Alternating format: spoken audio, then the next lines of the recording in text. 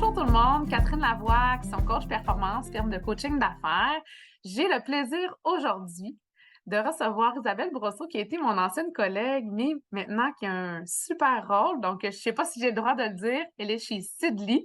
Je vais te laisser te présenter, Isabelle, puis nous parler un peu de qui est cette leader, cette femme d'affaires, entrepreneur aussi dans l'entreprise. Donc, la parole est à toi. Merci d'avoir accepté mon invitation.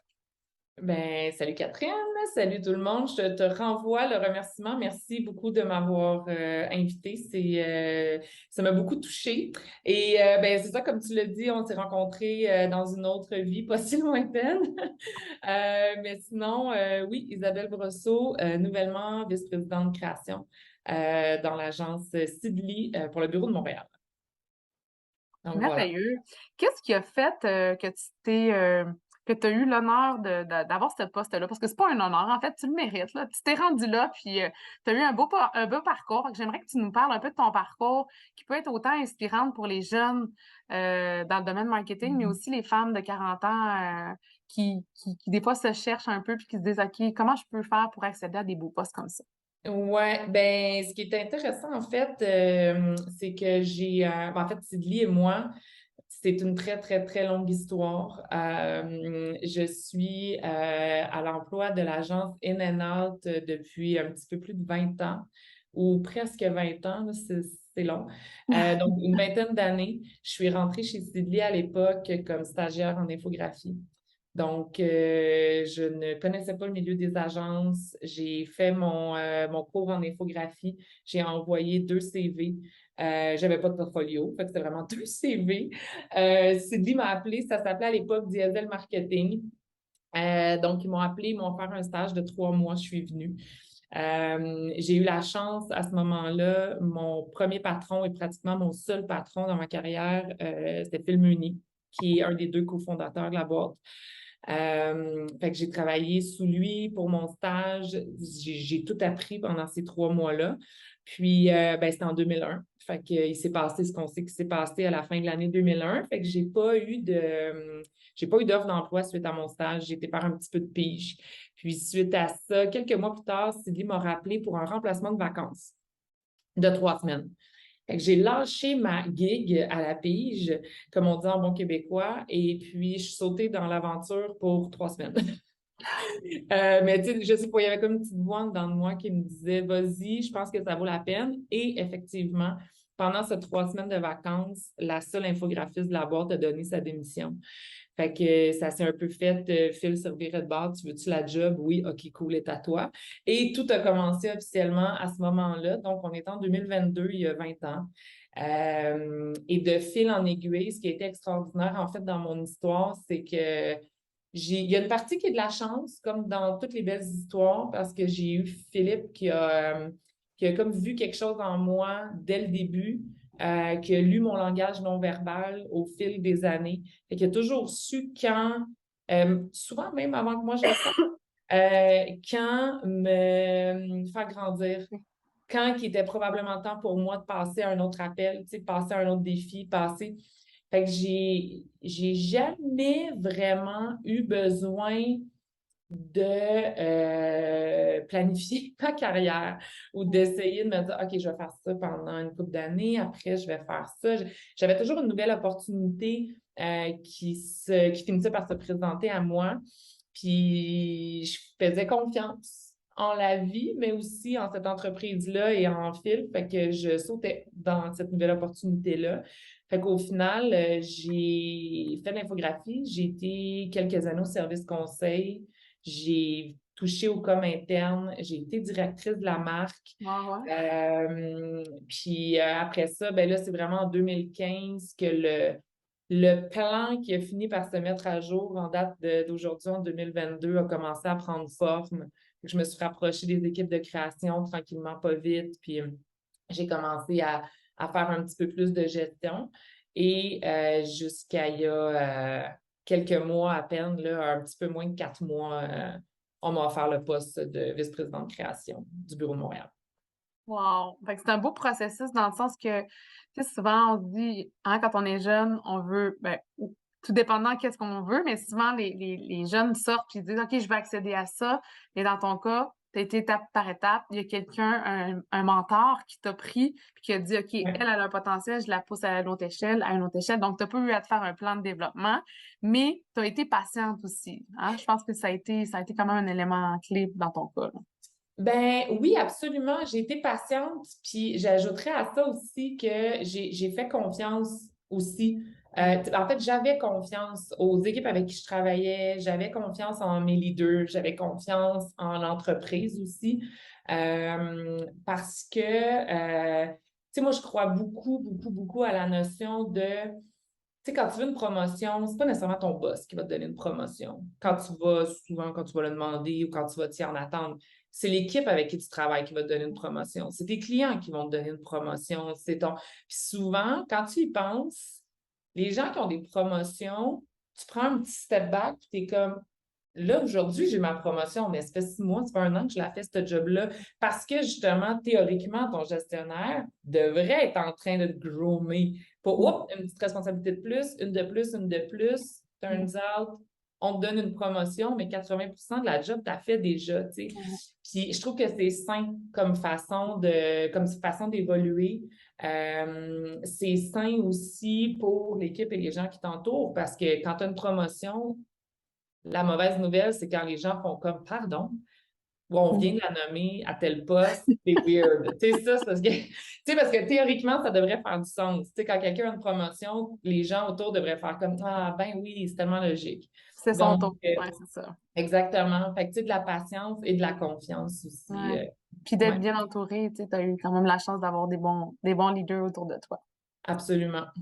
Dans ton processus de croissance comme leader, tu t'es passé d'employé à leader. Y a-t-il eu des moments où est-ce que tu as eu un déclic puis tu t'as dit, OK, là, j'aimerais ça être un leader, puis j'aimerais ça pouvoir inspirer mon équipe. Ça a été quoi l'élément déclencheur? As-tu eu un moment dans ta carrière que tu t'es dit, OK, là, je pense que j'ai assez écouté, puis là, je suis capable d'enseigner. C'est quoi ton mindset par rapport à ça? Ben, en fait, je pense qu'il n'y a pas eu d'élément déclencheur avant que j'aie mon premier rôle de gestionnaire. Puis ça a été en 2015 officiellement, où j'avais, là, mon titre exact, là, c'était, si je ne me trompe pas, directrice de la prod à la création. Fait que moi, je revenais de congé de maternité en 2015. Je me posais beaucoup de questions. Là, t'es comme, oh, 2 enfants, rythme de vie effréné, qu'est-ce que je fais avec ça? Encore une fois, mon patron de l'époque m'a dit, viens-t'en, on a quelque chose pour toi. On a un groupe de 5 filles qui travaillent un peu en silo. Donc, ces filles-là étaient on appelle ça des traffic managers. Donc, c'est les filles qui gèrent les ressources en création, donc les castings, les projets sur lesquels les gens travaillent et tout. Ils travaillaient chacun dans leur propre groupe, mais il n'y avait pas d'uniformisation, il n'y avait pas de chimie ou de synergie entre ces filles-là. Tout le monde travaillait un peu à sa façon, de façon individuelle. Fait que ça causait beaucoup de tort au bon fonctionnement de l'entreprise. Fait qu'ils m'ont fait venir à cette époque-là, en 2015, pour ramifier tout le monde, pour unifier tout le monde ensemble, puis pour vraiment construire une équipe. Fait que là, c'était la première fois. Là, j'avais un titre de directrice, mais j'étais aussi en charge de non seulement 5 personnes, mais aussi, j'avais des comptes à rendre. Je veux dire, cette équipe-là ne fonctionnait pas, c'était un peu de ma faute. Et puis, c'est en rentrant dans ce rôle-là, en sachant pas trop comment j'allais gérer ça, par où on commence, par où, parce que, il y en a pas tant des cours il y a des cours de gestion, il y a des cours de, mais Gestion d'équipe pas de travail. spécifique. Exactement, c'est pas spécifique. Tu arrives sur le terrain, puis tous les terrains sont différents. C'est quelques mois après ça, je me sentais à ma place. Je sentais que je faisais une différence. Je sentais que les choses bougeaient, changeaient dans la bonne direction. Puis c'est là que j'ai fait oh, ben finalement, je pense que j'aime ça. Je pense que j'aime ça être. Puis là, tu sais, je parle de leader, de gestionnaire, mais c'est important, tu sais, je parle pas dans un C'est pas de la hiérarchie, là, c'était tes Non, c'est ça, activités. je parle pas, j'ai pas un thinking hiérarchique, Non. vertical, mais au contraire, tu sais, des fois où je travaille, tu sais, on fait attention parce que la ligne est mince entre le perso puis le professionnel. Je travaille dans une industrie où on va tous prendre des verres ensemble le jeudi soir ou la plupart on se voit la fin de semaine et tout ça. Fait que, tu sais, des fois, la ligne devient mince. Mais justement, je trouve que c'est un super beau défi d'être capable de prendre un verre ensemble, puis le lendemain, il faut adresser une situation délicate. Mais je trouve que ça paye cette espèce de relation, de proximité qu'on a. Il faut garder le côté sain, ceci étant dit. On a tous des vies, Oui. perso et professionnelles. Mais pour moi, c'est quelque chose avec lequel je fonctionne très, très bien. Fait que je pense que c'est plus en le vivant que j'ai réalisé que, non seulement j'ai des capacités, mais je me sens bien avec ces responsabilités-là. Tu sais, aujourd'hui que là, t'es nommée à la tête quand même tu sais, t'es vice-présidente, est-ce que tu crois que c'est ça, ce petit élément-là, tu sais, l'aspect, puis là, je vais nommer des termes plus RH, mais tu sais, la mobilisation, parce que clairement, la motivation, c'est intrinsèque. T'as pas d'impact sur la motivation de ton équipe, puis il était tout individuel. Tout ce Oui, que tu as fait, c'est de mettre un cadre autour d'eux oui. pour leur donner la chance de s'épanouir professionnellement puis personnellement. Fait que tu les as mobilisés. Mais aujourd'hui, clairement que c'est pour cette raison-là. En tout cas, je ne vais pas donner la réponse, mais tu sais, Yeah. sûrement que c'est en partie pour ça. Tu sais, qu'est-ce qui fait, comment tu fais pour mobiliser ton équipe? Tu sais, là, tu me parles de 5 à 7 puis de créer des liens de proximité. Qu'est-ce que tu fais d'autre? Parce que c'est comme, là, le nerf de la guerre, les gens se disent, OK, là, notre enjeu, c'est ça. Comment qu'on fait pour mobiliser notre gang, tu sais? Ben, est-ce qu'il y a un secret? Est-ce qu'il y a une recette parfaite? Je sais pas, je pense pas. Moi, la mienne, c'est que il faut qu'on se parle. Il faut qu'on se parle. Il faut tu sais, de travailler en silo, c'est plus une option aujourd'hui. Ça a été ça, ça a déjà été ça, en fait. Mais aujourd'hui, je pense que tu sais, les gens veulent grandir horizontalement autant que verticalement. Les gens veulent, tu sais, il y en a qui veulent grandir, puis ils veulent devenir justement, ils veulent devenir gestionnaires, ils veulent devenir. Il y en a d'autres qui veulent juste grandir. Ben, puis, tu vois, je dis juste. Il Juste. y en a qui veulent grandir horizontalement et se spécialiser dans ce dans quoi ils sont meilleurs, le meilleur ou la meilleure. On appelle ça des SME, des Subject Matter Experts dans notre jargon ici. Je ne sais pas si ça va dire quelque chose à d'autres gens, mais nous ici, c'est super important. C'est ce qu'on veut inculquer, c'est ce qu'on veut mettre de l'avant aussi. Deux personnes qui ont le même titre aujourd'hui ne grandiront probablement pas de la même façon dans les prochains mois et années. Il y a quelqu'un qui peut grandir justement super verticalement puis devenir un haut gestionnaire dans 2, 3 ans versus l'autre qui va juste se sur-spécialiser dans son expertise. Puis l'un n'est pas moins intéressant ou n'a pas moins de valeur que l'autre. Mais pour ça, il faut se parler, il faut s'écouter surtout. Puis moi, c'est surtout ça que je mets de l'avant. Tu sais, oui, c'est le fun, là, tu sais, la culture d'entreprise est super importante c'est surtout aujourd'hui en 2022. Là. Mais tu sais, la culture d'entreprise, ça va au-delà des parties et des 5 à 7. Tu sais, ça, je pense que tout le monde est capable d'en faire. Nous, de notre côté, toutes les agences sont capables d'en faire. Tout le monde le fait probablement bien.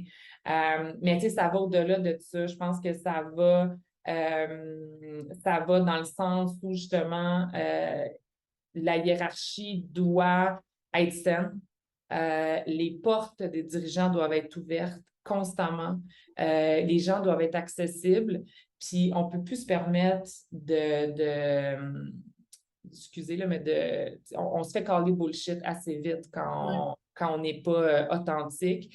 Fait que, tu sais, moi, j'ai de l'écoute, je suis quelqu'un d'empathique, je suis quelqu'un qui a des soft skills très, très, très développés. C'est une de mes grandes forces.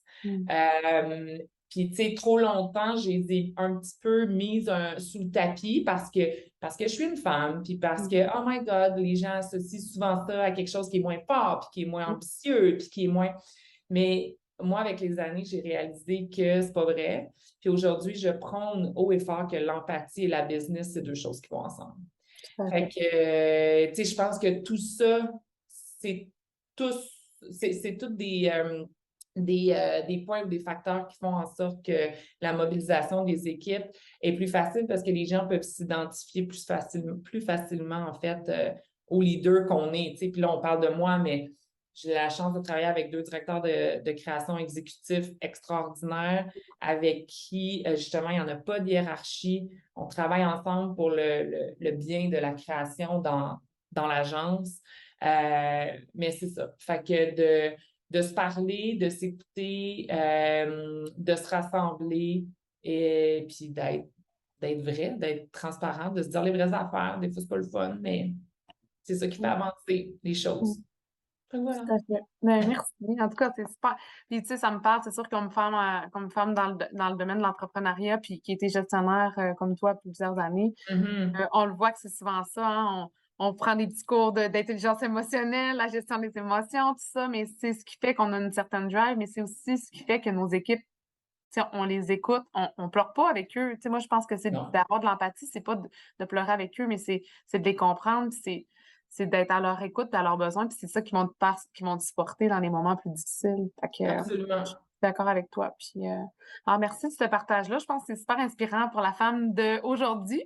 Les millennials aussi, je pense que ça va leur parler aussi parce que le cœur, hein, ils n'ont plus d'attachement à une entreprise, ils s'attachent aux Non. gens, puis ils veulent des relations, puis ils veulent, comme tu dis, grandir horizontalement, verticalement. Eux, ils s'en foutent, Ouais. ils veulent se développer comme personne, tu sais. Exact. Puis ils font bien. Ouais. Non, mais Honnêtement. ils nous enseignent ça, puis on est plus vieux. Fait que des fois, je suis comme, Oui, good talk, comme on absolument. a. Hey, merci Isabelle, c'est super intéressant. J'aimerais ça que tu nous... ça pourrait durer des heures et des heures. Je J'aimerais ça sais. que tu me laisses sur un conseil que tu donnerais à une femme leader, justement. Tu sais, j'ai changé un peu mes questions parce que j'ai laissé aller la discussion. Oui. Puis, tu sais, un conseil pour une femme leader, une femme qui est dans une organisation puis qui veut continuer de grandir, ça serait quoi ton conseil? Il y en a sûrement plusieurs, mais celui que tu aimerais nous laisser aujourd'hui. Ben, le premier, ben, tu as raison, il y en aurait probablement plein, mais on dirait que là, de façon complètement par hasard, le premier qui me vient en tête, c'est de ne pas rester dans son coin et de ne pas avoir peur de demander de l'aide. Puis là, tu sais, je dis demander de l'aide, là, je parle pas de quand ça va pas bien, demande de l'aide. Je parle de, ben, quoique oui, mais c'est surtout, tu sais, moi, là, je parle d'expérience, mais moi, trop longtemps, demander de l'aide, je l'ai vu un peu comme un signe de faiblesse. Ou, tu sais, comme un signe de oh, mais là, my God, je suis pas capable de prendre la décision par moi-même, ou je suis pas capable de me faire une tête par moi-même, ou je suis pas capable de. Alors que maintenant, je le vois complètement à l'inverse. Tu sais, je ne prétendrai pas que ça vient de moi parce que je veux pas voler Brené Brown. Mais, tu sais, la fameuse phrase de, Ouais. je vais essayer de le traduire en français, mais ça prend du courage pour être vulnérable. Ouais. Ben, tu sais, ça, moi, j'y crois à 100%. Puis, tu sais, je pense qu'il faut être fort aussi pour demander de l'aide. Il faut être fort aussi pour. Fait que pour moi, tu sais, les gens les plus, là, je vais dire performants, mais les plus grandes personnes dans le monde, c'est souvent les gens qui ont la meilleure équipe autour de soi. Faut pas avoir peur de s'entourer des meilleurs. Faut pas avoir peur de les consulter. Faut pas avoir peur de leur demander leur avis puis de dire ah, je ferais ça, qu'est-ce que t'en penses? Puis je suis pas sûre. C'est pas un signe de faiblesse de dire que t'es pas sûr. Après, faut avoir le courage de peser sur le piton. Il faut la prendre, la décision, mais il ne faut pas rester dans son coin. On n'arrivera jamais à rien tout seul. Puis peut-être qu'à 21, 22 ans, on le voit un peu comme un signe de faiblesse, mais à 21, 22 ans, on n'a pas d'expérience. On a besoin de la vie des autres, on a besoin de. Fait que moi, c'est ça que je dirais. Là, probablement que je vais me coucher ce soir puis je vais dire j'aurais dû dire ça. Non, mais en plus, tu m'as mis une phrase clé, un dicton. Fait que, tu sais, ça prend du courage pour demander de l'aide. Fait que là, tu nous as dit, c'était qui cette personne? En fait, Brené Brown, il y a des conférences, en fait, elle fait beaucoup de TED Talk, puis il y a de ces Ouais, je TED pense Talks que. disponibles sur Ouais, Netflix. Mais c'est ça, je pense que it takes courage to be vulnérable. J'ai de la misère à dire en anglais. Vulnerable. Ouais, ou la vulnérabilité, vulnerability is courage. Je pense que c'est ça le titre de son TED Talk qui m'a tant marqué. Mais c'est tout vrai, tout ça. C'est vraiment tout vrai, tout ça. Puis je sais pas si c'est le fait d'être une femme qui a fait en sorte que quand j'étais plus jeune, je vivais beaucoup plus ces émotions-là, probablement, mais on n'aura pas la certitude. Mais chose certaine, c'est qu'aujourd'hui, je le vois complètement différent, puis c'est ce que j'essaie de répéter aux gens qui m'entourent, de mes kids aussi, parce que c'est comme ça qu'on avance. C'est comme ça qu'on avance. Il faut se forger notre propre opinion, prendre nos propres décisions, mais il faut les balancer, il faut les remâcher, il faut les revirer de bord, tout ça. Fait que, voilà. C'est merveilleux. Puis en plus, quand tu es dans la création, d'avoir les inspirations des autres aussi, comme dans la gestion, je pense que c'est le fun d'être deux têtes puis d'arriver dans un meilleur projet. Fait qu'avec ton équipe, tu vas les inspirer dans ta gestion de ton équipe, mais aussi dans leur façon de faire, parce que ça reste que c'est la clé qui fait que vous allez continuer de perdurer puis d'être une entreprise internationale au niveau de la création. Exact. Merci infiniment, Isabelle Brosseau de Seedly. Belle compagnie, on va bien sûr suivre toutes les belles projections, les projets que vous faites dans tout ça, puis ta carrière. Je te souhaite un grand succès dans ce nouveau défi-là qui te va comme un gant. Et on reste en contact, on va se redonner des petites nouvelles bientôt. On va te suivre sur les réseaux sociaux, bien sûr, mais aussi on se fait un petit 5 à 7 bientôt. On aime beaucoup. Yes. Merci, Catherine. Merci, à bientôt. Bye.